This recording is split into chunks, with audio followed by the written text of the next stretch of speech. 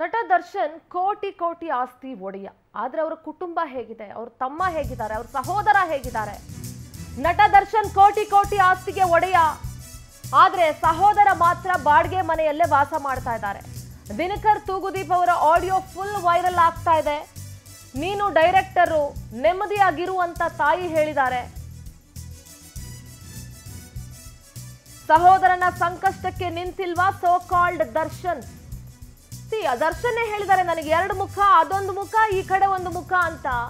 ಇದು ಒಂದು ಮುಖನೇ. ಒಡ ಹುಟ್ಟಿದವರ ನೋವಿಗೂ ಕೂಡ ಡೆವಿಲ್ ದರ್ಶನ್ ಸ್ಪಂದಿಸಿಲ್ಲ. ಆದ್ರೆ ಆ ಕುಟುಂಬ ಇಲ್ಲಿವರೆಗೂ ದರ್ಶನ್ ಬಗ್ಗೆ ಎಲ್ಲೂ ಕೂಡ ತಪ್ಪಾಗಿ ಮಾತನಾಡಿಲ್ಲ.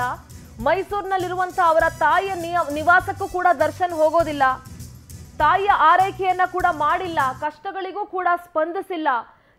ಎಲ್ರು ಏನೋ ಅಂದ್ಕೊಳ್ಬಹುದು, ಹೊರಗಡೆ ಇರೋಂಥ ಜನಕ್ಕೆ ಇಷ್ಟೊಂದೆಲ್ಲ ಸಹಾಯ ಮಾಡುವಂತ ದರ್ಶನ್ ಅವ್ರ ಮನೆಯವ್ರಿಗೆ ಮಾಡಲ್ವಾ, ಅವ್ರ ತಾಯಿಗೆ ಮಾಡಲ್ವಾ, ಸಹೋದರನಿಗೆ ಮಾಡಲ್ವಾ ಅಂತ ಎಲ್ಲರೂ ಅಂದ್ಕೊಳ್ತಾ ಇರಬಹುದು.